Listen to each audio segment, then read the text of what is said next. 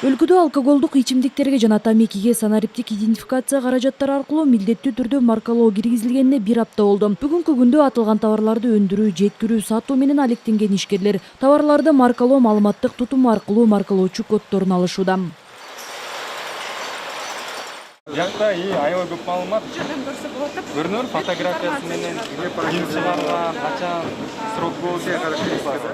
Маркалоону киргизүү процессин текшерген министрлер кабинетинин төрагасы Улукбек Марипов жүргүзүлүп жаткан иштин маанилүүлүгүн белгиледи. Айтымында алкоголду, тамекини чыгарып жаткан бизнес өкүлдөрү менен тыгыз аракеттенүү зарыл. Ал маркалоону жүзөгө ашырууда атамекендик өндүрүүчүлөрдүн иши үзгүлтүккө учурап, жоготууларга душар болбош үчүн колдон келген аракетти жасай турганын кошумчалады. Өлкөдө контрафакттык жана контрабандалык тамеки менен спирт ичимдиктери аныкталган фактылар бар. Учурда көмүскө экономиканын көлөмү жалпы ИДПнын 25%-ын түзөт.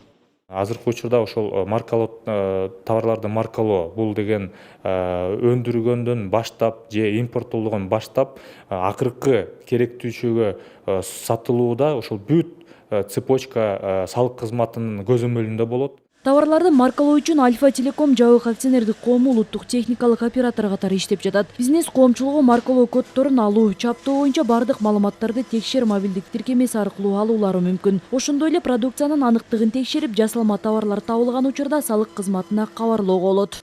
На сегодняшний день аталган продукцияларга маркалоо киргенден бери канча салык түшкөнүн айдын жыйынтыгы менен айтсак болот. Ал эми былтыркы жылдарга келсек, алкоголдук продукциялардан 800 миллион сом, тамекини импорттоодон 5 миллиард сомдун тегерегинде акциздик салык түшчү. Маркалоо өлкөдө азырынча алкоголдук продукцияларга жана тамекиге киргизилди. Мунун жыйынтыгы менен калган товарларды аталган системага киргизүү аныкталат. Ал эми Россия ЕАЭПтин алкагында жеңил өнөр жай товарларына маркалоо киргизген. Ага ылайык 15 жылдан бери айымдардын кийимин Россияга экспорттогон тигүү фабрикасы даярдык көрүп баштады.